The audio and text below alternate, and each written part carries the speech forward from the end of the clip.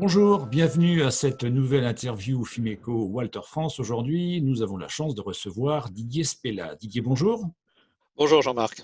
Alors Didier, on se connaît, on va encore se tutoyer, comme tous les invités finalement de cette interview. Didier, tu es un spécialiste, un expert de la cybercriminalité. On va essayer durant cette interview d'en savoir un petit peu plus. Qu'est-ce que tu peux déjà, dans un premier temps, te présenter?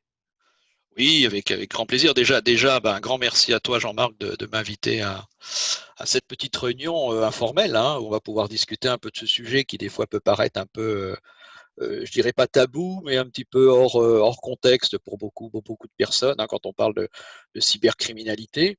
Alors comment je suis arrivé à ça? Parce que là aussi c'est tout un parcours, hein. On va faire simple parce que là aussi le but c'est pas que je parle que de moi, mais qu'on parle bien d'une certaine problématique liée à cette cybercriminalité. Bon, rapidement, ancien officier supérieur de l'armée de l'air, c'est là que j'ai fait toutes mes armes dans l'informatique. À l'époque, on parlait de sécurité informatique. Donc là aussi, il faut démystifier ce terme de cybersécurité, hein. Je dirais, c'est de la sécurité informatique augmentée. C'est ça, la cybercriminalité. On verra un petit peu plus en quoi ça consiste. Après quelques années dans une multinationale américaine, IBM pour ne pas la citer, où j'ai été expert là aussi dans des problématiques de continuité d'activité, donc toujours un pan sur la sécurité. Puis depuis 2009, j'ai monté ma structure. Et puis l'accélération des actes cybercriminels m'ont un petit peu poussé à revenir dans ce milieu. Et donc, je dirais maintenant, j'y passe le plus clair de mon temps, hein, notamment sur des activités à la fois de formation, de conseil, et aussi, on aura l'occasion, je pense, d'en parler, d'animer, de co-animer des colloques sur cette problématique. Voilà. Alors effectivement, c'est le sujet du jour. Nous avons des dirigeants, des responsables, des managers qui nous écoutent avec, on en parlait avant de préparer cette émission, ce paradoxe. On nous dit qu'il faut aller sur le net, il faut communiquer, il faut travailler ses réseaux sociaux. Ça a d'ailleurs été la première interview. Mais ceci dit, il faut être vigilant parce que le net, il y a tout. Et nos cybercriminels, ils ne sont pas confinés, eux. Ils continuent, ils s'en donnent à cœur joie en ce moment, si j'ai bien compris. Ah oui, oui, non, ça explose, hein, les chiffres. Alors, sont exponentiels, hein. On parle de plus 600% sur les secteurs, plus 900%. L'ONU, qui suit ça bien sûr de près au niveau mondial, nous a sorti un article récemment en disant c'est une attaque toutes les 39 secondes, quoi. Voilà, bon, donc, je veux dire là-dessus, oui, s'il y a des gens qui profitent de cette crise, mais c'est là aussi, je crois il faut toujours faire le parallèle. Je veux dire, un cybercriminel n'est pas un nouveau criminel, hein. La criminalité a toujours augmenté en cas de crise. Voilà, faut faire ce constat. Et je veux dire, là aussi, c'est pour ça qu'il faut revenir. La cybercriminalité n'est pas quelque chose qui est hors champ, si l'on peut dire, hein. C'est pas, on n'est pas dans du virtuel, on n'est pas dans un nouveau monde, etc. C'est en fait des criminels qui utilisent de nouveaux outils, je dirais tout simplement. Et ces nouveaux outils, je veux dire, on présente le paradoxe qu'ils ont été créés au départ pour assurer de la disponibilité maximum de nos systèmes informatiques. Je vais pas revenir sur la partie historique, mais bien comprendre que tous les protocoles qu'on utilise, tous les outils qu'on utilise s'appuient sur un protocole simple qui est TCP/IP. Et on va s'arrêter sur la technique, mais pourquoi on a créé ce protocole? C'est en fait parce que les Américains, pendant la guerre froide, s'étant rendus compte que les Russes pouvaient maintenant atteindre leur site de commandement, on dit on va répartir tous ces sites de manière très simple sur l'ensemble du territoire. Et donc, ils ont demandé aux universitaires de créer ces protocoles, de créer le système d'exploitation qu'on a Unix, de créer le langage C, etc. Et donc, on a réparti toutes les données sur le territoire et on a maillé le territoire. D'où là aussi, quand on parle de rayon maillé, d'où la notion de toile, parce que ça ressemble exactement globalement à une toile d'araignée, hein, c'est le principe. Et donc, on a créé cet outil, on a dit maintenant, on peut tous y aller. C'est super simple, on peut faire plein de choses. Donc, on a aussi les outils connectés, ta caméra, ta montre, tout ça, c'est super sympa. Et puis, à un moment, il y a un petit criminel qui a dit, attendez, c'est super génial. Il y a aucune barrière, il n'y a aucune frontière. Avant, je veux dire, les réseaux étaient structurés, on faisait globalement du point à point, donc il fallait connaître d'où ça partait, d'où ça arrivait. Là, tu n'as même pas besoin. Tu te branches facilement, tu regardes tout ce qui passe et puis tu fais des actes de cybercriminalité très simples. Donc c'est cette technologie assez simple qu'on a ouvert à tout le monde. Et puis on s'étonne qu'il y en a qui disent, ben tiens, au lieu d'aller travailler, entre guillemets, hein, comme je suis confiné, pourquoi ne pas faire un peu de déconfiture pour les entreprises? Et au passage, entre guillemets, je dirais, leur piquer un peu d'argent, hein. Donc on a tout. On a les fausses aides, on a les faux sites de vente, tout est, voilà, on rentrera un peu plus dans le détail si tu le souhaites, mais voilà. Écoutez, ben, on va le faire maintenant. On est dans le sujet. Donc, on va, Ouais, on va rappeler malheureusement les principales arnaques constatées dans les commerces, dans les TPE, dans les PME. Est-ce qu'il y en a quelques-unes? Les faux mails, est-ce que alors tu oui, peux alors bon, nous en lister quelques-unes? ouais, alors généralement, je veux dire, on va caractériser ça en trois niveaux. Premier niveau, c'est tout ce qu'on va appeler le phishing. Alors, c'est la pêche, en fait, hein. Je pêche, c'est pêcher des informations. Donc, dans le temps, c'était simple, c'est-à-dire je volais ton portefeuille. Voilà. Donc, le phishing, c'est globalement, je te vole ton portefeuille. Le problème, c'est qu'avant, quand je te volais ton portefeuille, tu t'en rendais compte. Et bien sûr, tu allais très vite à la police pour dire on m'a volé mon portefeuille. Là, le problème, c'est qu'on peut te prendre tes données et tu t'en rends pas compte. Et donc, bien sûr, une fois que je volé tes données, bah, je peux me faire passer pour toi, donc aller percevoir tes aides, aller faire des achats en ton nom, etc. Donc ça, c'est le premier. Le deuxième, c'est la famille, je dirais, des logiciels malveillants. Donc là, la liste, et là aussi, est exponentielle, hein. Tous les jours, on a des nouveaux logiciels malveillants. Puis la troisième famille d'attaques, si l'on peut dire, c'est tout ce qui va concerner ce qu'on appelle les bootnets, c'est-à-dire c'est des réseaux de postes qui permettent comme ça de faire des attaques massives. Alors après, on peut faire un focal sur les logiciels malware et puis les arnaques qu'on va faire avec tout ça.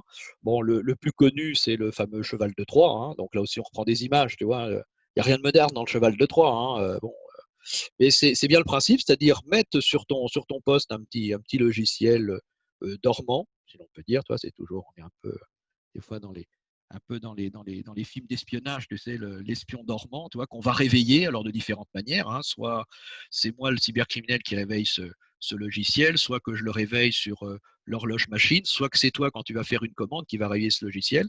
Et à partir de là, je peux déclencher toute une série d'événements, notamment un événement qui marche très fort aujourd'hui, ce qu'on appelle les ransomware, hein. C'est des rançongiciels en français, c'est-à-dire c'est quoi? Bah, ce petit logiciel va commencer à se déployer, tu vois, à se répartir sur tous tes postes de ton entreprise, va chiffrer les données sur le poste de l'entreprise, et puis à un moment, bah, bien sûr, tu ne peux plus accéder à tes données parce qu'elles sont chiffrées, et tu as un super message qui apparaît à l'écran qui dit, voilà, bonjour Monsieur Bonnet, très content, ça fait plusieurs jours que je suis sur votre poste, j'ai chiffré toutes vos données. Bah, écoutez, je vais être sympa, 1 000 € et je vous donne la clé pour déchiffrer vos données, et ça part comme ça tranquillement. Voilà. Et puis si vous n'êtes pas content, bah, je bloque tout. Non, Voilà, voilà. pour te Donc, donner un exemple simple. Et toi, très sympathique, donc tu vois, un cybercriminel, très sympathique, très avenant, hein, il t'insulte pas, hein. Alors voilà.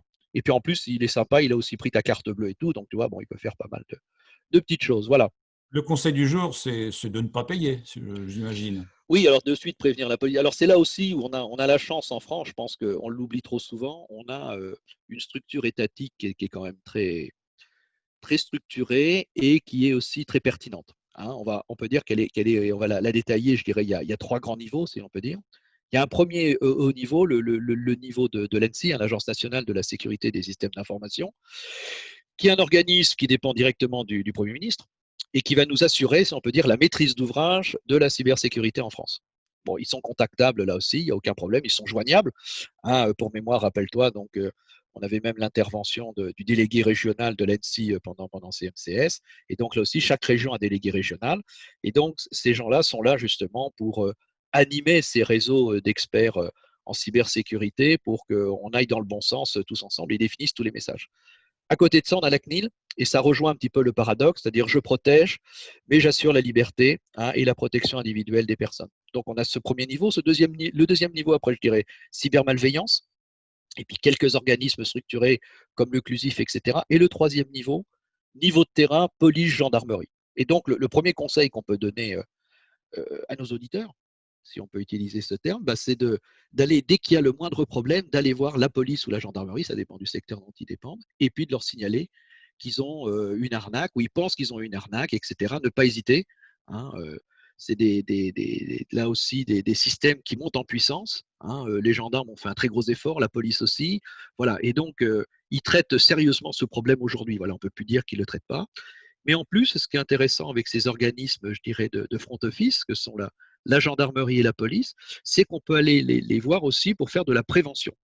Parce que là aussi, la première chose à faire, hein, avant d'attendre de se faire attaquer, ben comme on dit, si tu veux la paix, prépare la guerre. Mais pareil, si tu veux pas être cyberattaqué, prépare ta défense, donc préviens ta défense. Et la prévention est une phase qu'on oublie trop souvent, surtout dans les entreprises. Pourquoi? Parce que les entreprises se sentent un petit peu à l'abri. On dit, bon, ça concerne que les grosses entreprises. Et puis en plus, moi, je ne suis pas très important. Mais il faut bien comprendre qu'un cybercriminel a l'avantage de déclencher ce qu'on n'avait pas jusqu'à présent, c'est-à-dire des attaques en masse. Voilà. Donc, quand je te parlais tout à l'heure du cheval de Troie, je vais te demander peut-être que 1 000 euros. Pourquoi? Parce que cette attaque, je l'ai diffusée, c'est très simple à faire sur plusieurs postes et je dirais il y en a plusieurs qui se sont fait avoir. Donc, tu comprends bien que c'est plus facile de demander aux gens, et puis globalement, comme la somme n'est pas importante, tu vas payer, que si je te demande 10 000 ou 15 000 euros, tu ne vas pas payer, quoi. Tu vas de suite réagir. Que si je te demande 1 000 euros, tu vas dire, attends, il faut que j'aille à la gendarmerie, il faut que j'aille à la police, il faut que je remonte mon poste. Bon, je vais peut-être le payer. C'est ce qui se passe. La majorité des gens payent le ransomware parce que la somme n'est pas importante. Parce que moi, en tant que cybercriminel, j'ai pu le diffuser sur 10 000, 15 000, 1 million de postes. Et même si j'ai que 10% de gens qui se font avoir, je te laisse calculer. Voilà, il n'y a pas besoin de. C'est ça aussi le principe de la cybercriminalité qui amène des outils très, très complémentaires par rapport à la criminalité analogique. C'est cet aspect attaque de masse qu'on n'avait pas avant en analogique. Avant, tu voulais attaquer une banque, tu n'attaquais qu'une banque. Voilà. Aujourd'hui, tu peux attaquer toutes les banques en même temps. Tu vois. Donc, c'est ça aussi cet aspect-là qui est important à comprendre. Et puis, on est dans un système, et je te laisse la parole parce que Oui, on est j'ai dans un envie de système. poser des questions. Je comprends bien, mais j'essaye de brosser un tableau de façon qu'on voie quelques points. L'idée, c'est de brosser un petit peu le concept de tout ça. En plus, on est sur un système qu'il faut bien comprendre, comme toujours en sécurité, mais encore plus en cybersécurité. On est sur un monde totalement asymétrique. C'est-à-dire que nos systèmes présentent plein de failles qu'il faut en permanence prévenir, garantir, sécuriser, etc. On pourra les reprendre, mais la liste est nombreuse et vaste. Et puis en face, une seule faille suffit au cybercriminel pour entrer sur mon système. Et donc, c'est ça aussi des fois qui fait un petit peu peur, si tu veux, quand on commence à faire de la cybersécurité. C'est dire maintenant, il y a tellement de choses à faire. Bon, dans l'absolu, à l'extrême, est-ce que je fais rien et puis on croise les doigts, quoi, tu vois, c'est un peu avoir un, un fer à cheval dans la poche ou un trèfle à 4 feuilles. Mais bon, on voit bien que c'est pas suffisant pour se protéger. Donc, il y a également, en termes de prévention, des sociétés, des entreprises. Alors, au sein du groupe Fimeco Walter France, il y a Centre-Est Informatique qui intervient auprès des entreprises. J'imagine aussi que ce sont des interlocuteurs au quotidien au titre de la prévention pour éviter d'être malmenés. Bien J'imagine sûr, aussi. Ah, bien sûr. tu as tout à fait raison. Bien sûr, faut prévenir, hein, comme on dit généralement. Hein, alors là, on va repartir un petit peu sur les slogans un peu paysans. Vaut mieux prévenir que guérir, mais on est un peu là-dedans. C'est-à-dire, voilà, ce qu'il faut comprendre, c'est que la cybersécurité, surtout avec ces attaques de masse, on est dans le même modèle d'approche, si tu veux, en sécurité, qu'une inondation. Une inondation, tu vois, l'eau qui monte, voilà, elle va pas, le gars qui ne va pas être inondé ou l'entreprise qui ne va pas être inondée, globalement, c'est celle qui a prévu un mur de 10, de 15, de 20 centimètres par rapport à celle qui n'a rien prévu. Pourquoi? Parce que là aussi, le cybercriminel, comme tout criminel, est quelqu'un généralement de feignant, quoi. Quand tu vas dans la criminalité, c'est que tu as envie de gagner de l'argent facilement. Je veux dire, sinon, tu irais travailler, quoi. Bon. Donc, tu veux gagner de l'argent facilement. Donc, ce que tu mets en place, tu commences déjà par tester, je dirais, tous les outils de base. Voilà. Le meilleur exemple qu'on a, et qui peut donner là aussi un mode de prévention, c'est les problèmes de mise à jour. C'est souvent, tu vois, sur ton logiciel, tu es en train d'utiliser Word ou Windows, à un moment, Windows te dit, tiens, on a détecté une faille dans notre système, donc il faut que vous fassiez une mise à jour. Alors, quand tu as ce genre de message, ce qu'il faut, c'est faire la mise à jour de suite. Pourquoi? Parce que tu as déjà le fournisseur du logiciel qui te dit qu'il y a une faille sur le système. Qu'est-ce que va faire le cybercriminel? Il va dire, je vais attaquer par rapport à cette faille. En plus, on me décrit la faille. On me dit par où il faut passer. Donc, autant attaquer par ça. Je vais bien avoir 10, 15, 20% des gens qui l'utilisent qui n'auront pas fait encore leur mise à jour et je vais pénétrer leur système. Donc, tu vois, là aussi, c'est une recommandation de base. C'est quand vous avez les mises à jour qui sont annoncées, faites-les de suite. Voilà.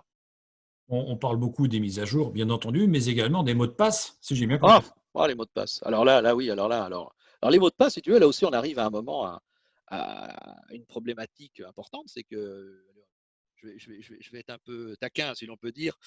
Tous les 2 mois, on te demande de rajouter 2 caractères, tu vois. Donc, tu commences à 6, après c'est 8, c'est 10. Et puis en plus, pour rajouter un petit peu de charme, on me dit alors il faut qu'il y ait des minuscules, des majuscules, des caractères spéciaux, il faut qu'il y ait des chiffres, il faut, bon, au bout d'un moment, tu arrives à un mot de passe que tu n'arrives pas à retenir. Et puis on te dit, attendez, un mot de passe, une application.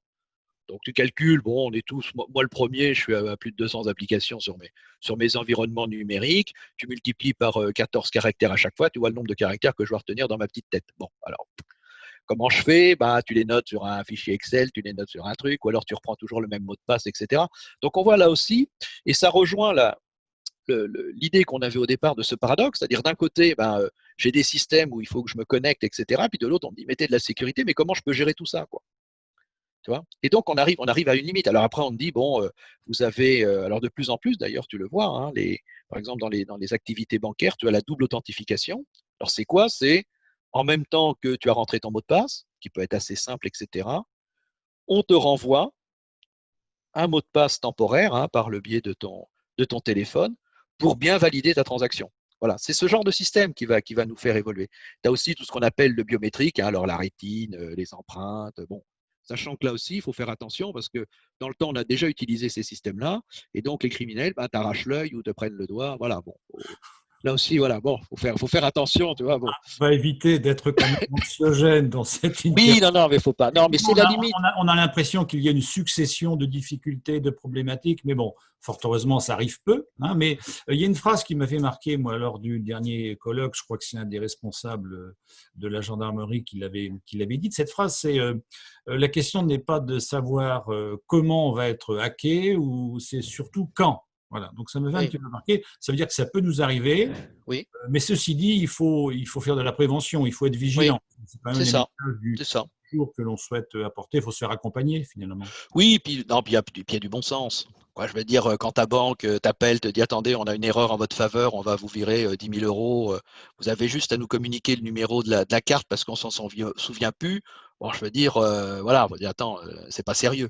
Voilà. Hein. Et puis si même le message est mieux tourné, etc., rien ne t'empêche de faire un message à ta banque pour dire est-ce que c'est bien vous qui voulez faire un virement? Parce que là aussi, je veux dire, c'est pas des choses qui doivent être faites dans la minute.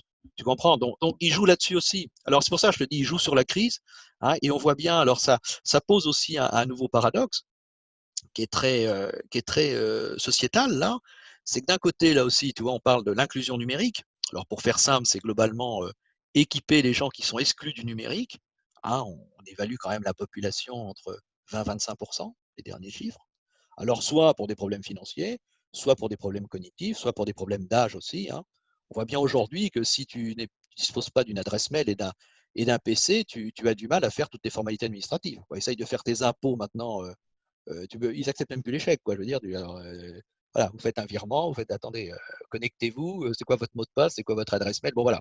Donc on a cette population. Donc on l'équipe massivement en disant bah faut les équiper. Bon là aussi comment on va le faire? C'est un coût. Et puis en contrepartie, bien sûr, c'est des gens qui ne connaissant pas toutes les subtilités du système, même s'ils sont accompagnés, etc. Donc, c'est des cibles privilégiées des cybercriminels. Hein.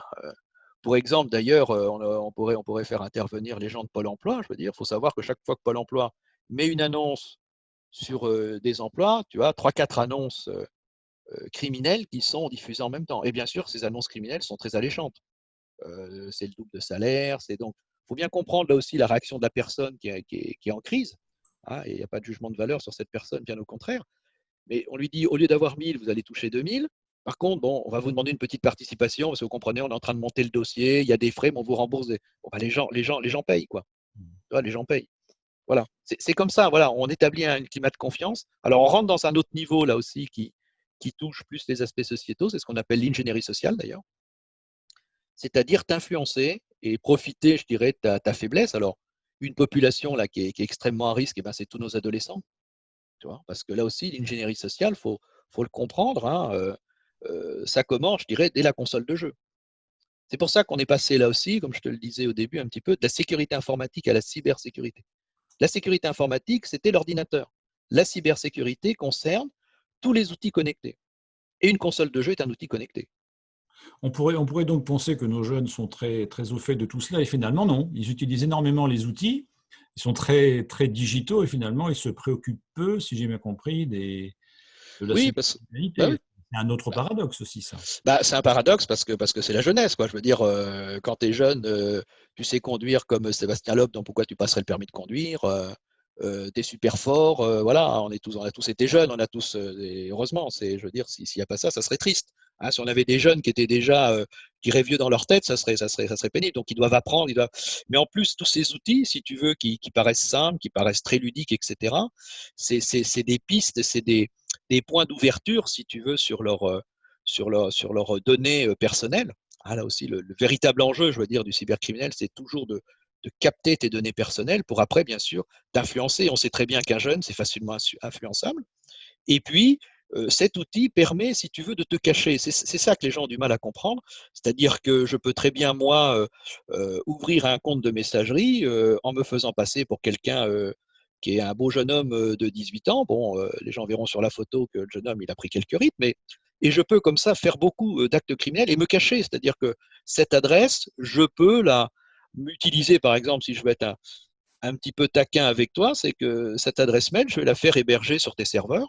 C'est là aussi ce qu'on appelle les attaques par rebond, ce que permet les systèmes informatiques qu'on n'avait pas avant avec la criminalité analogique. Donc, on a plein d'outils comme ça qui sont super sympas parce que globalement, on voit bien que le problème du rebond et tout peut me servir pour des activités normales et tolérables, mais aussi, bien sûr, je peux les utiliser pour des activités criminelles. Et c'est là qu'on est en permanence dans ce paradoxe cybermonde et sécurité. Tu vois? Donc, Alors, voilà. prudence, vigilance, Oui, accompagnement, sensibilisation, formation. Il y a oui, aussi, si j'ai bien compris, dans les entreprises aussi, on pense que c'est un collègue qui nous envoie un mail, on l'ouvre, on ne fait pas gaffe, on ouvre une pièce jointe et finalement, c'est pas un collègue, non, c'est un cybercriminel qui a copié en partie ou presque complètement le mail du collègue. C'est ça. Et puis, oui. là aussi, ça peut prêter à confusion.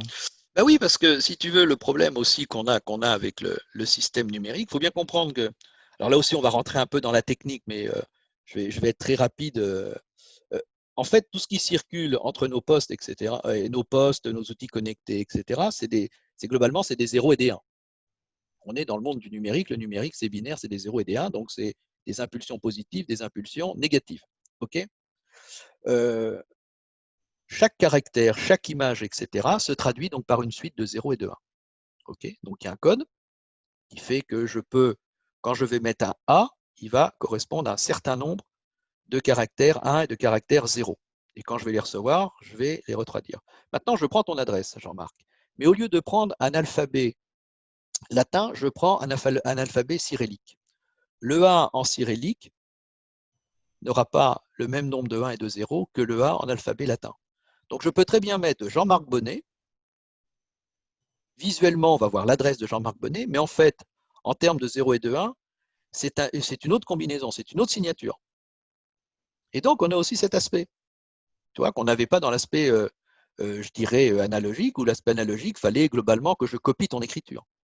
Voilà, donc c'est aussi toutes ces faiblesses que nous offrent ces systèmes, il faut être très vigilant, donc c'est pour ça qu'il faut du bon sens. C'est-à-dire qu'à un moment, si tu m'écris, tu dis Didier, je n'aime que toi, et attends, Jean-Marc, on se connaît bien, mais ça ne doit pas être toi, donc je te rappelle, je te dis attends Jean-Marc, ça va, tu es toujours en forme, ou même ce qu'on arrive souvent, c'est Didier, appelle-moi vite parce que j'ai un accident, il me faudrait 10 000 euros, tu vois. Je dis attends Jean-Marc, tu m'appelles, on règle ça, voilà, au téléphone, tu n'as pas besoin de me faire un mail, tu vois. C'est du bon sens. Et l'adresse va être exactement la même que la tienne, mais quand je vais analyser en numérique ce que c'est, ce n'est pas ton adresse parce que j'ai pris un autre alphabet, tu comprends? Et ça me permet comme ça de vraiment contourner, je dirais, l'aspect visuel. Donc ce contrôle, faut vraiment avoir en permanence cette double authentification. On a eu le cas pendant le confinement pour les réservations. Moi, c'est ce que j'avais conseillé à Charente Tourisme. C'est que les gens voilà, recevaient des messages pour réserver des hôtels, etc. Tu vois. Je leur ai dit, attendez, faites une double authentification, c'est-à-dire, une fois que la personne vous avait envoyé le message, vous la rappelez, vous dites, vous avez bien reçu le message, c'est bien vous, tu vois, voilà. C'est simple à faire. Il n'y a pas besoin d'une grande technicité, mais ça permet de s'assurer que j'ai bien reçu le mail, c'est bien la bonne personne, je suis bien sur le bon site, etc. Voilà un exemple, tu vois, mais du bon sens. Donc, tous nos commerçants, les dirigeants qui reçoivent des commandes en click and collect, etc., il faut s'assurer que l'interlocuteur est le bon interlocuteur. Voilà, c'est un C'est mail tout à de fait. retour, une confirmation. Ce sont des choses simples, finalement, tu l'as dit, c'est du bon sens à chaque fois. Voilà, c'est du bon sens. C'est- Tu parlais tout à l'heure des autorités qui sont très au fait de tout cela, bien évidemment, compte tenu de la situation. Donc, il y a vraiment une prise de conscience. C'est des gens très spécialisés. Effectivement, c'est ce qu'on a pu voir, c'est ce qu'on voit d'ailleurs dans les colloques nationaux. Il y a vraiment des gendarmes, des policiers très spécialisés dans ce type d'intervention. Oui, oui, oui, tout à Et un fait, peu tout à partout en fait, France. Un peu partout. tout à fait. Alors, on n'en a pas assez, on n'en aura jamais trop. Je veux dire, c'est ça le problème. On manque de compétences là-dessus, c'est clair. Mais au moins, je veux dire, c'est déjà des points de relais. C'est des points de relais. Et puis, ce qu'il faut comprendre là aussi, c'est qu'il y a aussi un autre aspect de la cybersécurité, c'est que tu peux te retrouver complice d'un acte criminel sans le savoir. C'est ce que je t'ai expliqué un petit peu tout à l'heure dans ce qu'on appelle les attaques par rebond, c'est-à-dire je vais utiliser tes ressources pour attaquer un site. Et donc, si tu n'as pas assez protégé tes systèmes, eh bien, quand on va remonter l'attaque, on va dire attendez, c'est Jean-Marc Bonnet qui nous a attaqué. Donc, Jean-Marc, expliquez-vous. Toi, tu vas dire bah non, je comprends pas. Moi, j'ai rien fait. Bah si, vos postes ont servi. On a les preuves. On a les adresses qu'on appelle les adresses IP. On a voilà. Bon, donc il y a cet aspect-là. Il y a aussi un autre aspect de complicité, c'est tu reçois un mail frauduleux. Alors, comme je disais tout à l'heure, bien souvent, quand tu reçois des mails frauduleux, c'est des attaques massives, donc plusieurs personnes l'ont reçu. Toi, je veux dire, bon, on va partir de ce principe que tu es quelqu'un d'intelligent et de pondéré et de raisonnable. Bon, bon. Oui, on va partir de ce principe. D'accord. Ok. Voilà, c'est un principe. Voilà, tu sais, dans les hypothèses, voilà, on va supposer que, bon, tu reçois ce mail, tu dis non, ça peut pas, c'est pas un bon mail, donc je vais pas y répondre. Ce qu'il faut, c'est pas le mettre à la poubelle, globalement. Là aussi, c'est de le signaler à la police, comme quoi, voilà, j'ai reçu ce mail, attention. Parce que la police, c'est plusieurs personnes vont lui signaler, elle va à ce moment-là faire un message pour dire attention, si vous recevez ce genre de mail, faites attention à vous, notamment pour les personnes, je t'en parlais tout à l'heure, qui sont dans ce qu'on appelle l'inclusion numérique, quoi, les exclus du numérique, hein, prenons les termes plus réels de tout ça, et on est entre 20 et 25% de la population. Donc tu comprends bien que toi, tu as compris, quelqu'un en faiblesse qui n'a pas compris va rentrer dans le système. Et globalement, un petit peu, tes complices intellectuels, si l'on peut dire, parce que tu n'as pas signalé le danger, tu vois. Donc c'est ça aussi, une prise de conscience collective qu'il faut qu'on fasse prendre en compte aussi au niveau de chaque citoyen. On arrive au terme de cette interview. Le temps passe très vite, trop vite, surtout sur ce sujet pertinent, intéressant, qui nous tous touche finalement au Mm. quotidien, hein, notamment dans les entreprises. C'est ce qui nous intéresse aujourd'hui. Qu'est-ce que tu pourrais dire pour terminer aux patrons de TPE, PME, aux dirigeants, aux commerçants, aux prestataires de services qui sont dans le quotidien, qui sont dans ce besoin de faire du chiffre, néanmoins rester dans le bon sens avec les outils numériques. Oui, alors restez, Vous voilà. pouvez accompagner avec votre prestataire Mm, habituel, que vous connaissez. mm. Alors là aussi, puis faire, quand on parle de bon sens, ben faire appel, là aussi, il n'y a pas de jugement de valeur sur les prestataires, mais si vous avez des gros projets, des choses comme ça, faites appel à des prestataires qui sont référencés par l'ANSSI ou référencés par cybermalveillance. Alors là, je vais faire un peu de pub, si l'on peut dire, pour mes amis de cybermalveillance. Ils ont même défini un label, tu vois, pour les installateurs, etc. Donc, c'est des gens là aussi qui sont homologués par cybermalveillance pour installer des machines, pour faire du dépannage et tout. Voilà. C'est pas que les autres vont avoir une activité criminelle, vont peut-être pas aller au fond du problème et au fond de la configuration de l'appareil. Ça, c'est le premier point. Le deuxième point, bah, je dirais sauvegarder vos données. Je pense que là aussi, les entreprises ne le font pas assez. Et attention au cloud. Le cloud, alors, on rentre dans les termes techniques, mais c'est tout sauf une solution de sauvegarde. Alors, c'est très bien pour faire de la disponibilité, c'est très bien pour se déplacer, etc. Moi-même est un cloud, mais un cloud n'est pas une sauvegarde. Et là aussi, si tu veux, on a eu ce problème et on l'a encore. Hein, beaucoup d'entreprises disent bah, je ne fais plus du tout de sauvegarde, tout est sur le cloud. Et là, il y a un véritable danger. Donc, faites vos sauvegardes, c'est important. Là aussi, il y a des règles. Allez sur le site de l'ANSSI ou sur le site de cybermalveillance. C'est la fameuse règle des 3-2-1-0. Bon, on pourrait détailler, si tu le souhaites, dans une prochaine interview, mais là, on rentrerait sur des choses techniques. Mais voilà, la première chose à faire, protéger vos données. Parce que la valeur de votre entreprise, elle est là. La valeur de votre entreprise, elle est là. Et on voit bien, on en a parlé dès le début. Hein, le premier acte criminel, c'est le phishing, c'est-à-dire prendre vos données. Voilà. Donc, sauvegardez vos données. S'il n'y a qu'une chose à retenir, c'est ça, du bon sens, alors ça va faire deux, pardon, du bon sens et sauvegarder vos données. Effectivement, quand tout va bien, on ne s'en rend pas compte. C'est quand tout va mal, quand on n'a plus de données, quand on est rançonné, qu'effectivement, on se pose ce type de questions et c'est souvent trop tard. Donc, il faut anticiper tout ça, effectivement. Merci Didier d'avoir répondu à cette interview Fimeco Walter France. Belle continuation. Et puis vous, chers clients, chers prospects de Fimeco, belle continuation. À très vite pour une prochaine interview. Merci Didier. À bientôt. Merci Jean-Marc, à bientôt. Au revoir.